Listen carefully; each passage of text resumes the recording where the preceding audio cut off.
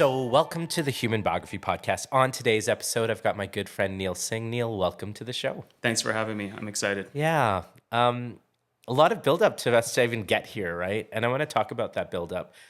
20 years ago is when I met you, and we both worked in the banking world, and I think we were both like marketing minded, high achieving, wanted more, didn't know what that was, and then we've been on a journey. I remember after the banking world, I went into the automobile business, and then I really wanted to stay in my creativity because I was hosting television, producing media, and then I was producing my first commercial, a clothing commercial for 555 Soul. And I remember connecting with you on that, and you're like, we can do the creative and all that kind of stuff. I was like, okay, let's do this.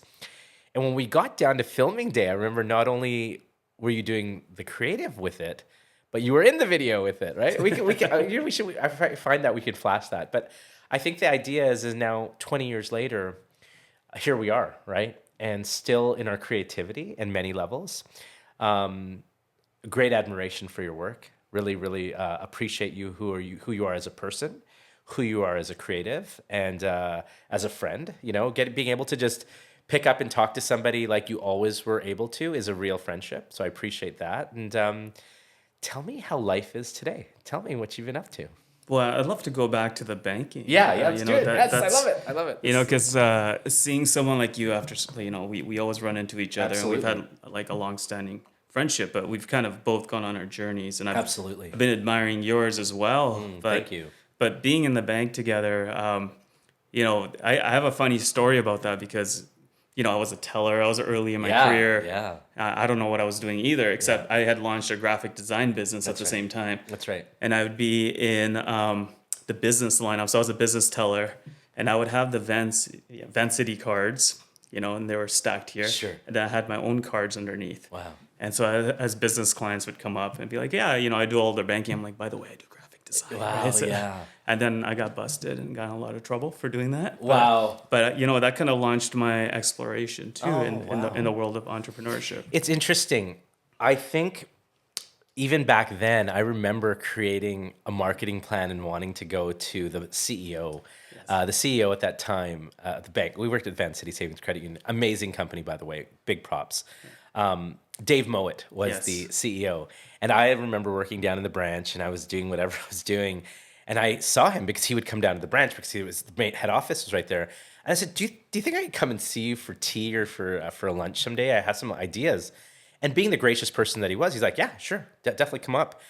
But that was like me and him talking. But when you actually were going to tell your manager or the sub-manager, whoever, that you're going up to see the CEO, they're like, well, what for and why? And was it approved? And I was like, whoa.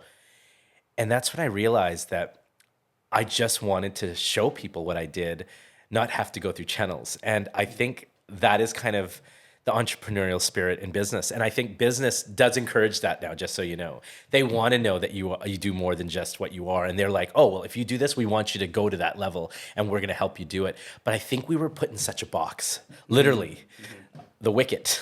We were put into a box way back when. And the world is accepting creativity, right? And you took on creativity. You continue. Just like me, I used to work in the bank during the day, and then evenings and weekends I would host television. I used to host TV, like community TV, and I would be there, and people would be like, hey, aren't you on TV? I was like, yeah, this is my day job. This is how I make money. This is how I'm going to survive. Right. But I realized soon later that I wanted to survive a different way. I wanted to live in my creativity. Continue on with your journey and tell me more. Yeah. Well, yeah, speaking about creativity, to me, it's a lot of people think about creativity as an output, right? You got this on your wall over here. It's a beautiful creative, piece. Yeah. The work that you produce is considered creative Absolutely. work. It's my art. It is my art. Yeah. So some of the stuff I did in the past, graphic design, writing, production, all of that is considered creative. But in my mind, it's also a process in how you think about things. Sure. And that can apply to things that aren't so-called creative. Right? Yeah. So it's about entrepreneurship, coming up with new ideas, how you live your life. Wow. Right. Yeah. And I think you and I kind of have a little bit of a a parallel Sure. kind of journey, because you Sure. did a lot of exploration. Absolutely. And, and you I'm built still yourself. exploring, right? Right. Trying to learn who I am. And I explore every day as well. Beautiful. So Beautiful. recently somebody told me, an HR person told me I'm unemployable. Yeah. And I'm like, is that a compliment or is that an insult? Right? Because I talk about my past, and it's very, very much non-linear. Yeah. And I think of it as a mosaic, that pieces that come together. Of course. Right. And as you get older and as you get more experience, that mosaic becomes more and more powerful. Yes. And you're able to draw upon different experiences. Yes. Right. But so for me, creativity wasn't, as I started drawing when I was 5 years old. Yeah. I started making comics when I was 7. Sure. My parents are both writers. They're well accomplished. Yes. So, it's been in my blood, but my output has changed over time. Yeah. I went from being a designer, a writer. I experimented with every creative outlet you can think. I made music in my parents' basement for like a decade, video, when we collaborated. Absolutely. And then it was just being able to think like that and being able to apply that to things that aren't considered creative, like business models and like projections and marketing plans and stuff like that. So I feel like everyone should explore their creativity, and whether it's like painting, whether it's, coming up with new ideas, because that gives you the muscle to apply to multiple things, right? Absolutely. So for me, creative is a way of life. It's a way of thinking. Yes. It's a way of problem solving. Yes. And it's an output. I think, we do such diverse projects, and and I always like to go over the top. I was like, I want to be with the best people and output the best ideas, but it's all an experiment. There's not like, when people start to, I remember about 15 years ago, I had to create a business plan for what we do, but I kind of realized that I'm not following a business plan. I'm following my creative mind and my heart to see what is reasonable for me to do, and then break through that reasonability. Like I want to see how much further I can go. And the reason that I do that is because I want to outdo myself. Mm-hmm. I want to outdo what my ideas are, because creativity is it's just that. It's like colorful. It's like outside of the lines. It's messy. And then you're trying to create something tangible with it. And the thing that I did to add to my creativity that has given us a good formula is that I want to produce something that somebody else wants and somebody else needs. And so I added that layer. Before it was just for me. Mm-hmm. I was pleasing myself. I was like, oh my God, do I love this? And then I was like, oh, I need to feed myself. And so people would like what I do, but let me add their flavor to it. So there's this combination of experimentation that's going on. And that's what happens in business, right? Like our model's been tried and true. It's great. We make beautiful content, videos for businesses, people, families, all the stuff that we do. But is there a time that you second guess yourself? Have you second guessed yourself throughout the processes of all the things that you've been doing? Yeah. Sometimes I still second guess myself. Yeah. Right? I think it's part of the process. Yes, it is. Right. I went to Vancouver Film School when I was younger. Again, really highly educated family. My sister's a PhD. I was a college dropout. Yeah. My parents were like, well, what's wrong with this one? Yeah. Right. So, sure. Yeah. But I was very creative. Like I had a creative output. So I was able to go to Vancouver Film School where I learned about animation, 3D animation. But that gave me some of the principles that I could apply to like design and stuff that I got into afterwards. Yeah. And so I was still like young, and I was trying to apply myself to my journey. Like, what else do I need to do? I need more education. What do I need? So I applied to Emily Carr. Yeah. Yeah. And this was a defining moment for me because, they make you do this project to be applied. At least back then they did. Yeah, sure. So your 7-day project, a week in the life. So I had created, this beautiful book that showed me during the day and night, and I illustrated it. I wrote a poem that kind of thread throughout of it. Sure. And then I created a soundtrack for it. I designed a pillow and I went into that. Multimedia. So I did everything out, and I never got in. Wow. And the reason why is because I scored really well on the output, but I never showed my work. And process. the process. I Interesting. never showed it. I didn't know I had a process. I went through my own creative process, Sure. but I never showed it. Wow. And so that they gave me 0 out of 5 or whatever to score me, and they rejected me, and I was crushed. Yeah, I'm like, yeah. why the hell do they need to see my process? Yeah. But So then what I did was I took that letter of rejection and I pasted it on my wall. Sure. And became my inspiration. Yes. So now if you see my work, Yeah. holy shit, I'll show you all the process. Yeah. It's become my superpower. Yes. So any of the brand strategy work I've done, Yes. any identity, any design work I've done, I've been able to pitch it because I Yes. take the client Yes. or the team through a journey Yes. of the thinking and the problems it's solving and the output. Yes. And I continue to do this today. And the Wow. work that we do is like when we're working with clients, we're helping them with strategy or outputs or marketing. There's Do you guys, is that an earthquake? That's an earthquake. Is it really? Yeah. Oh, I do hear that. That's an earthquake. Wow. Yeah. It's still For a shaking. second, I was like, what is soaring? It's still shaking. It's 4.8 Yeah. Wow. US and Canada. It's 27 kilometers from Seashell. Okay. Yeah. Earthquake. We can use that footage. That was cool. We just interesting. Actually, I'll say this. When you don't know what's going to happen in the world, right? Right now, we're recording a podcast, and an earthquake just happened. I wasn't scared because I think there's bigger things to fear of in the world, and I feel like we're safe here in Canada. I always think, oh, we're on this side of the border, we're going to be fine.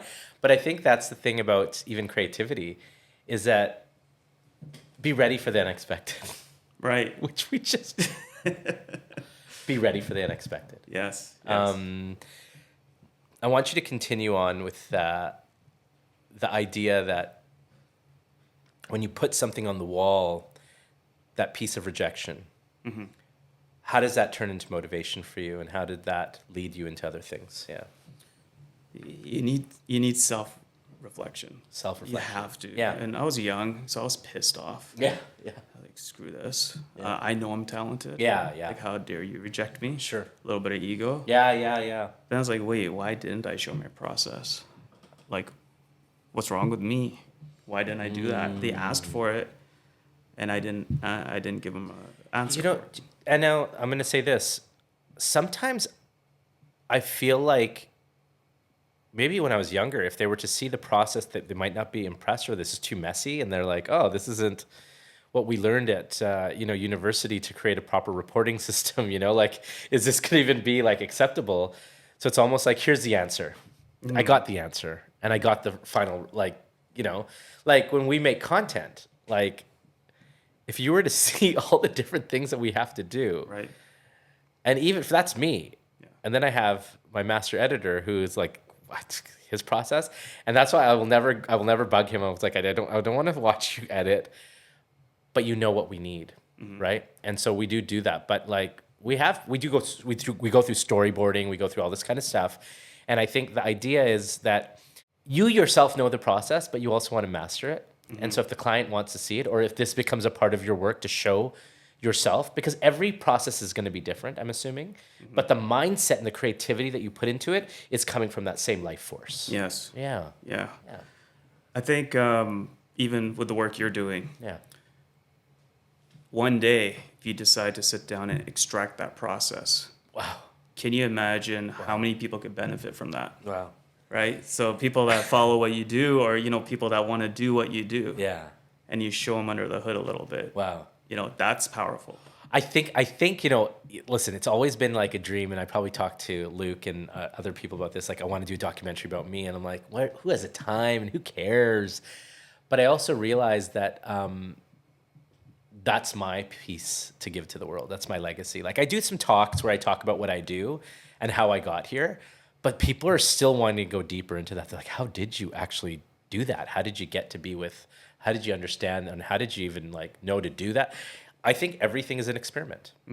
And giving yourself grace and time to do the experiment is actually the biggest freedom that I find in creativity. You absolutely need to do that. And where are you in your creativity today?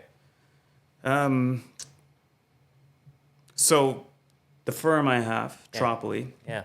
3 partners. You know 2 of them very Absolutely, well, Brady and absolutely. Julian. We worked at the bank with Julian, and Brady's one of my dear friends. And that's Yes. so great. So how we're even interconnected that way, that's Yes. amazing. Yeah. The work we do is it's a combination of like really thoughtful strategy and planning, but there's an output to it, and then there's a creative output to it, and then there's a leadership aspect of it, implementation. And so depending on where we are in that process, it's problem solving galore. It's always looking at business and their challenges, and it's like, okay, how do we solve this for them, but not in a cookie cutter way. Yeah. We don't want to just develop some answer Yeah. and give them a PowerPoint and walk away. That's what kind of a lot of consultancies do. Yeah. Right. I'm not knocking any consultancy, but no. that is out there. Sure. So when we look under the hood, if it's a sales problem, a marketing problem, a brand issue, a customer issue, a funding issue, Yeah. when we approach the solution, we design a framework for Yeah. it. Yeah. And they sometimes look very different from other frameworks. They're Absolutely, very sure. uniquely adapted to the business that we're working with. Absolutely. So that requires a lot of creativity Yeah, and great. thinking, and it's solution focused.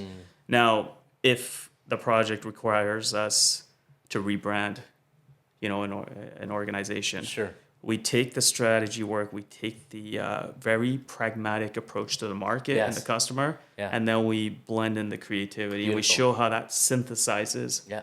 into words, into Yeah. images, into strategy. Great. And we show that. Yeah. Again, we had a client that was in supply chain and manufacturing. Sure. $3 billion market cap. Wow. Public company had perception issues. Yeah. We were brought in to rebrand them Yeah. and rename them. Great. Wow. Interesting. Process again. Yeah. It was a boardroom full of executives Yeah. that have never gone through this process. If we had just presented, the outcomes, Sure. they'd be like, I don't like that, or I like that. Now it's like, here's the different ways you name a company. Sure. Here's what the market's saying about you. Here's Sure. what your competitors are doing. Here's where they're bucketed. Here's where you're bucketed. You want to be over here. Like, there's a whole map. We architected all of their sub companies, and then we got into the naming creative process with them. Wow. But we did this groundwork to make them feel comfortable that we're actually strategic and Sure, pragmatic. sure. And now we have the leeway to be creative and come up with like different names and why these course. names work or they don't Yes. work, and different identities. and Was all it that. was it easier or was it hard to bring structured process into creativity? See, this is me when I was younger. It was wildly chaotic for my sure, process. Sure. As I got older, I've found ways to build a sandbox. Sure. Not overly structured, Yeah. but enough where there's guidance in our creative process. Absolutely. right? Absolutely. I think, when we storyboard, for instance, with a client, we lay out what we're going to do, but their expectation is, okay, we love what you said. We know we're going to get the output. Now go be creative. Yeah. Like they're like, just go be creative now. Like let us leave you alone.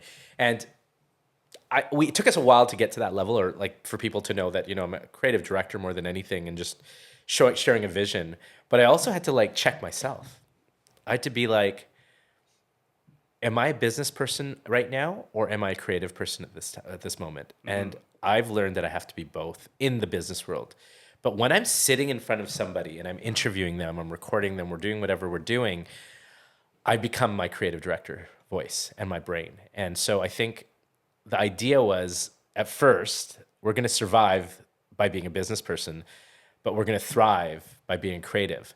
Now I've just learned that I'm a creative that has a business, and it's like, I framed it the right way when I said it right now, because some people just said, "Oh, you're a creative business." I'm like, well, I guess so, but I'm the creative in that business, and that's Yes. what everything is, like just surviving as a creative, explaining to people, like I've had people come to me and they're with somebody and they've known me for a long time and they've seen my work and they're like, like they're trying to say, hey, this is Shard. This is well, can you just tell them what you do? And I was like, okay. There's a standard output, but there's also like the creativity in how I explain myself, and how I'm feeling that day, or how much I want to tell them, or I'm like, maybe here's my business card. And, I remember I've had a business card since I was 15 years old. There's people out there that remember me, and I'm 50 now. So 50 to 15, I've had a business card. And they remember me when I had my first business card. I was an actor.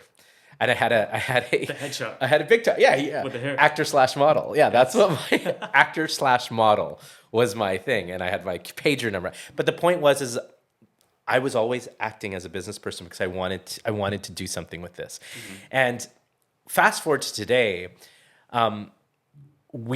Everybody is a walking business now because and built out of creativity, whether they're an Instagram influencer or whatever you want to call it in the world, but they have something, and the creativity is rising. So I was waiting for this time. Like, I call myself a late bloomer sometimes, but the time is now, right? And the time is now for creativity.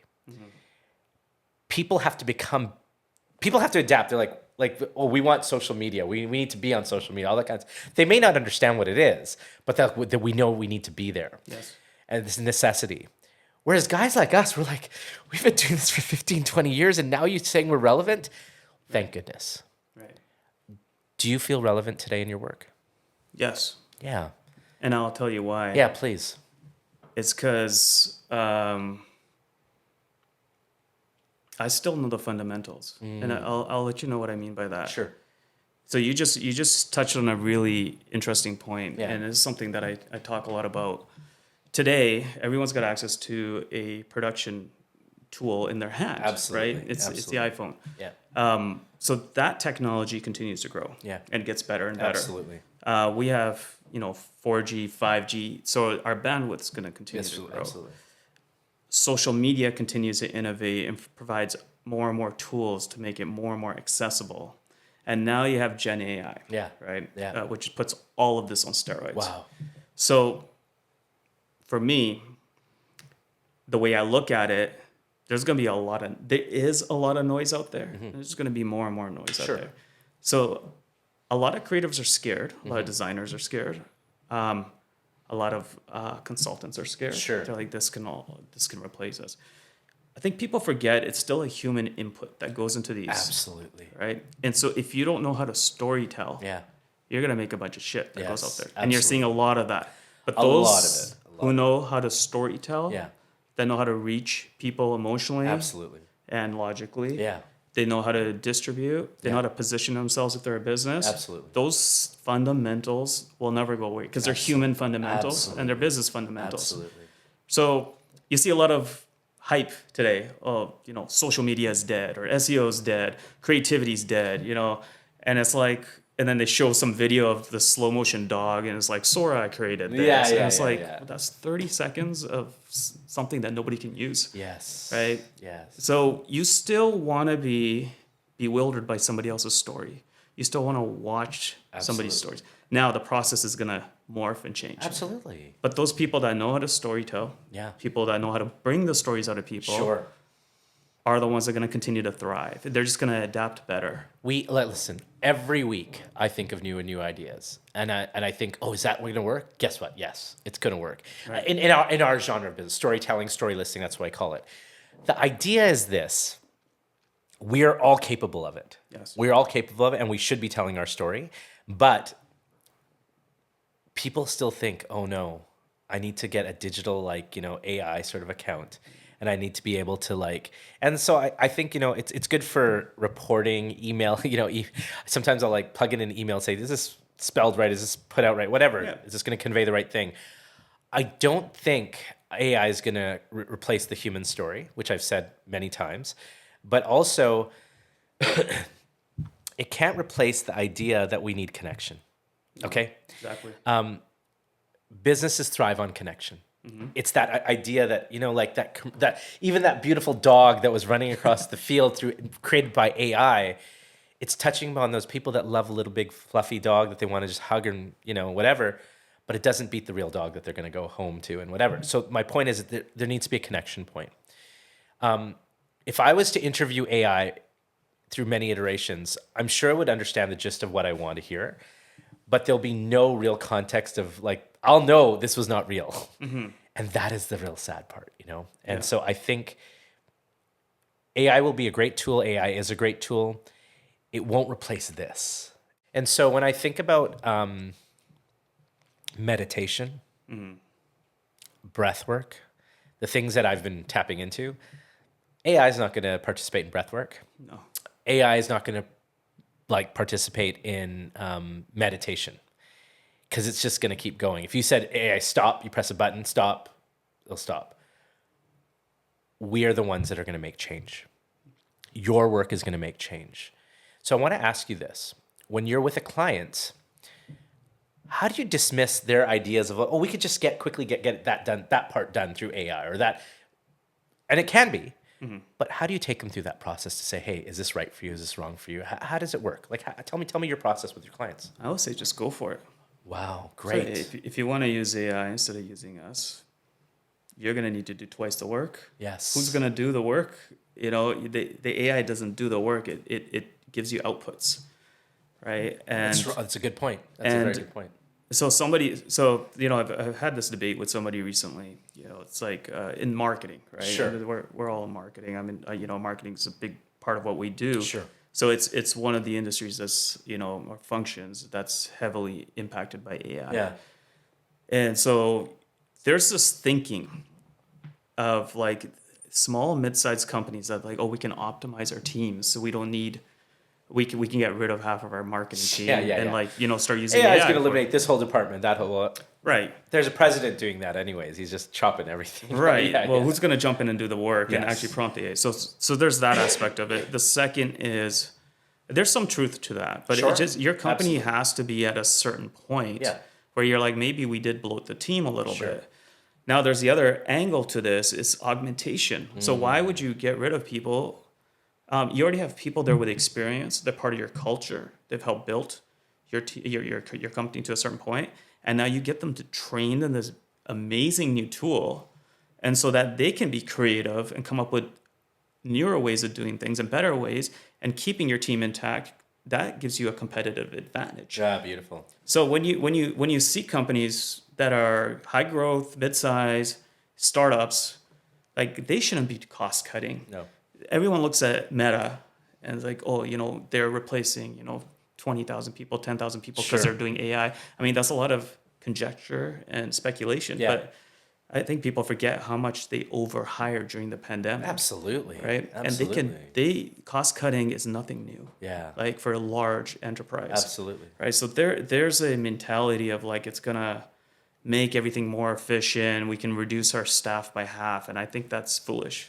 Well, it's also here, speculation and when people just actually talk about why they're cutting versus the company themselves telling people why they're cutting. It's a very different subject. Like it's very, very different answer. Like, they're if Meta was to put out an answer to all that, it'd probably be very different than what everyone's saying. Oh no, the jobs are being taken over by this. They're, like you just said, over hiring. And first of all, a number of 20,000, 10,000, 2,000, whatever it is, if you look at the overall numbers that are already there, it's Small percentage. It's small percentage.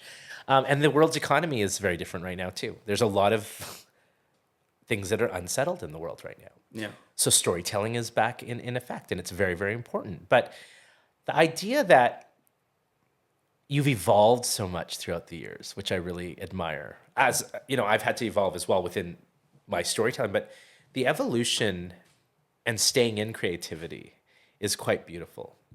What kept you in that? If I had to boil it down to one word, Sure. curiosity. I'm a curious person. Yeah, same. And so Yeah.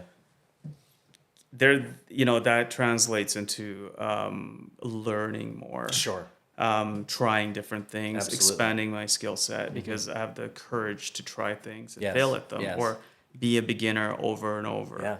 There's a term I learned about 5 years ago. It's called multi-potentiality.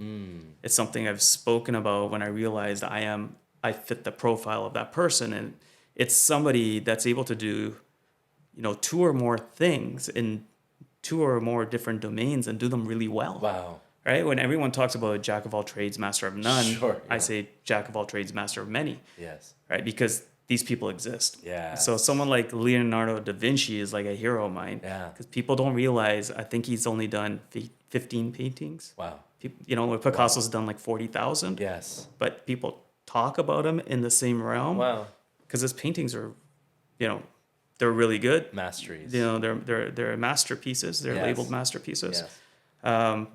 But he also designed engineering, He's an inventor. science, He's an inventor. Absolutely. So to me, that's like a hero of mine because, he's the true Renaissance man. Yes. And so I encourage other people, if it's in you naturally, just especially if you're younger, you can make more mistakes. the world is open now. The barriers are so low that you can go and experiment things and like Yes. learn things. And you can do them at home. Yes. I'm in my home Yeah. experimenting. This is like this podcast is one of my experiments. Now, I hope that people listen to it. I think people do. People watch it. People will. But the idea is that this is my art. I'm just gonna try. Let's like on a Friday. Let's shoot some interviews. There's something that you said there. Looking up to somebody like Leonardo da Vinci. What is some of the best advice you've received throughout your journey in your career? Yeah. What's good advice that you'd like to impart on people? So I was told when I was a teenager, once you spend a minute, you never get it back. So be careful on how you invest your time. Great how answer. How you lend your time, how you spend your time. That came from my mom. And my teenage underdeveloped brain didn't understand that. But it had inadvertently maybe it seeded all my decision making going forward. I don't do things I don't want to do. Yeah. You know, sometimes you have to, of course, right? It's part of a process or whatever. Absolutely. But in my career and the work I've done, the things I work on, it's very rare that I'm doing something that I don't want to be there doing. It's very rare I'm spending time with somebody I don't want to spend time with. And I'm pretty ruthless about it. Yeah. We have this conscious experience. Yeah. It's our own. Yes. I see the world the only way I see it. I Yeah. can experience it the way I experience it, just like you do, just like everybody else does. And so it's precious. Yes. The probability of you being born is like 1 in 400 trillion. Wow. So this life we have is the only one we have. Like, you gotta be very careful on how you spend your That's time. right. That's It's right. very important, right? So to me, that's a driver. It's beautiful. And that was advice given to me when I was I a young agree with teenager. it. I agree with it wholeheartedly. What podcast do you listen to?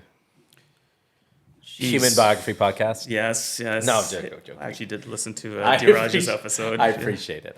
Yeah. There's a lot. So there's a lot going on in the world, of course, right? And Yeah. I remain objective as much as possible. Sure. I don't follow a political ideology. Yeah. I can see both sides of things, but so I listen to things like Human Lab because it's just nerdy brain stuff. Great. Absolutely. I listen to Lex Friedman because of the variety of guests he has on. Sure. They're super interesting.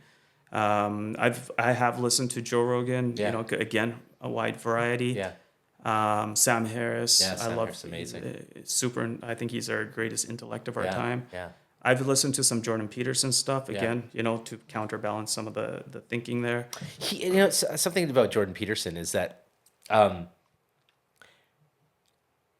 everyone agrees with it. It's very, very different, but he speaks with such passion and emotion, actually, that I never expected from him. Like, I've almost heard him tearfully speak. And as a man, especially being on camera sometimes, you feel like, oh my goodness, am I going to expose myself by getting too emotional? I mean, we are in an emotional business. We're here to be storytellers, but he is so emotional that I get it sometimes what he's talking about. So whether you agree with it or not, it's like, oh, this man feels it.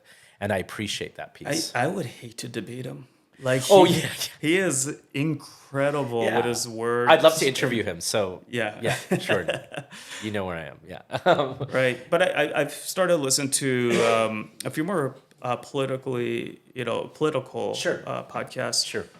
There's one called Breaking Points. It's also a YouTube channel. There's two hosts. One is conservative. One is liberal. Yeah. And they debate topics. Oh, yeah. And so it gives you a balanced view. Great.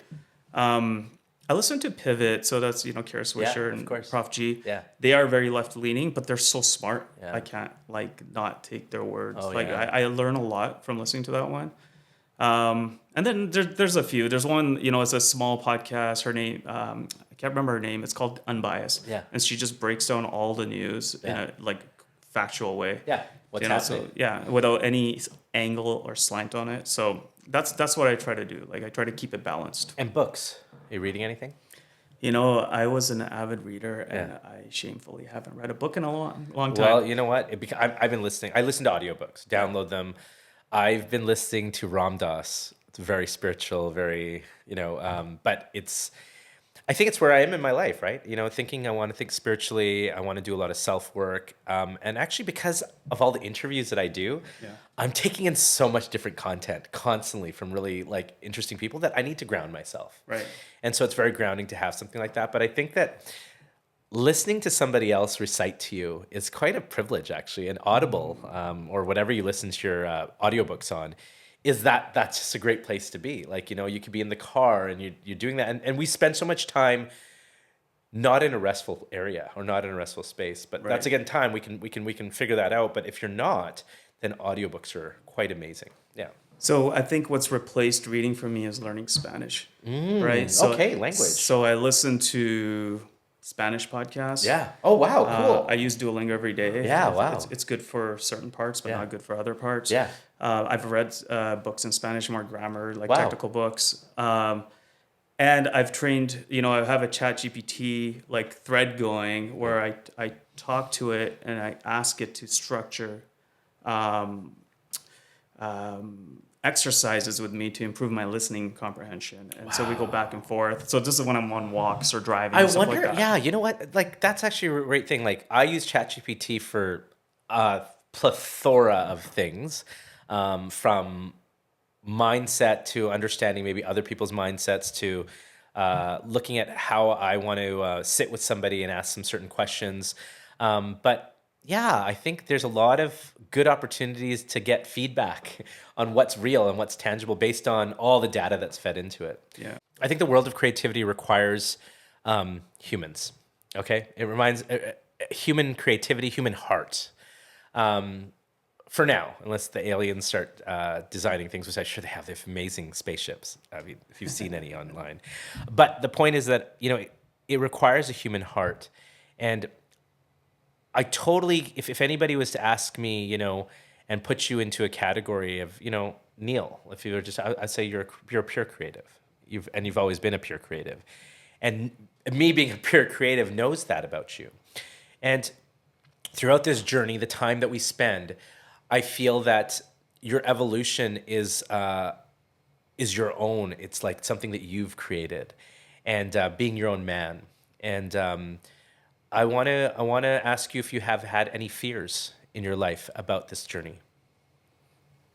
I don't fit the mold, right? I didn't have a degree on the wall that my parents were proud of, right? Been there, My yeah. sister does, right?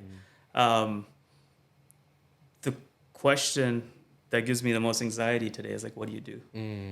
It's like, I could talk about a lot of different things there, Sure, right? sure. So it's almost like, what do you want to know, right? And Right. that's true. Yeah, that's right. But people talk about imposter syndrome. I've been quite confident. Like, I've had confidence in learning new concepts and trying things, and my way of discovering, kind of utilizing knowledge as I can. I've been confident in my process, even when I was younger. But I've asked myself repeatedly, and I still ask myself, like, should I have just gone the traditional route? Should I have gone the degree? Should I have gone into a large enterprise?